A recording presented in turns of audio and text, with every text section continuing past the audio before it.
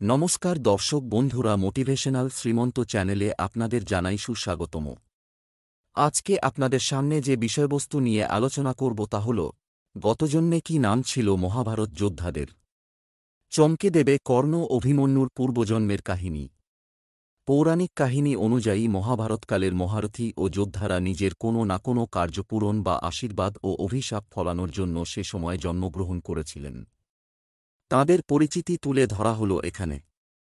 মহাভারত এবং কুরুক্ষেত্রের মহাযুদ্ধ আজও অনেকের মধ্যে নানান প্রশ্নের ঝড় তোলে। মহাভারতের পড়তে পড়তে রহস্য। মহাভারতে স্পষ্ট জানানো হয়েছে যে আত্মার মৃত্যু হয় না, শুধু শরীর প্রাণহীন হয়। মৃত্যু জীবনের শেষ নয়। যার মৃত্যু হয়েছে তার আত্মা নানান পথ অতিক্রম করে পুনরায় জন্মগ্রহণ করবে এবং পূর্বজন্মের নিজের অসম্পূর্ণ কাজকে পূর্ণ করবে। মহাভারতের প্রতিটি যোদ্ধা কোনো না কোনোভাবে তাঁদের পূর্বজন্মের অসম্পূর্ণ কাজ ও অসম্পূর্ণ আশীর্বাদ বা অভিশাপকে সম্পন্ন করতেই সেই যুগে জন্মগ্রহণ করেছিলেন। কৃষ্ণ ও অর্জুন। গীতায় কৃষ্ণ অর্জুনকে তাঁদের পূর্বজন্মের পরিচয় সম্পর্কে জানিয়েছেন। পূর্বজন্মে অর্জুন নর ও কৃষ্ণ নারায়ণ ছিলেন। দম্ভোদ্ভবা নামক অসুর বধের জন্য নর ও নারায়ণ জন্মগ্রহণ করেন। ভীষ্ম। পূর্বজন্মে এক বসু ছিলেন পিতামহ ভীষ্ম। স্ত্রীর জেদ রাখতে গিয়ে ঋষি বশিষ্ঠের গরু চুরি করেন তিনি। রুষ্ট হয়ে ঋষি বশিষ্ঠ তাঁকে পৃথিবীতে দীর্ঘকাল জীবিত থেকে কষ্ট ভোগ করার অভিশাপ দেন। পূর্বজন্মের অভিশাপের কারণে পিতামহ ভীষ্ম দীর্ঘকাল জীবনযাপন করতে বাধ্য হন। বিদুর। পূর্বজন্মে যমরাজ রূপে বাস করতেন বিদুর। মণ্ডুক মুনির অভিশাপের কারণে শূদ্র পরিবারে তাঁর জন্ম হয়। বিশ্বাসঘাতকতা করে নির্দোষ ব্যক্তিদের প্রাণ নিয়েছিলেন তিনি, তাই মুনি তাঁকে অভিশাপ দেন। ধৃতরাষ্ট্র ও পাণ্ডুর সৎ ভাই ছিলেন বিদুর।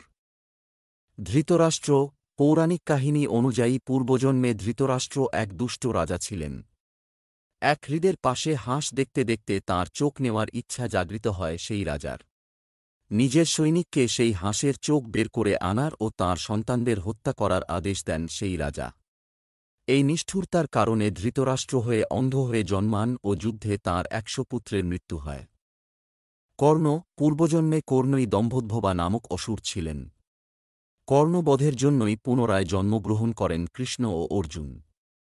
পূর্বজন্মে দম্ভোদ্ভবার কবচ ভাঙার পর নর ও নারায়ণের মধ্যে থেকে এক ভাইয়ের মৃত্যু হলে এক ভাই তপ করে মৃত ভাইকে জীবিত করে দম্ভোদ্ভবার সঙ্গে যুদ্ধ শুরু করত। ততক্ষণ দ্বিতীয় ভাই পুনরায় তপ করত।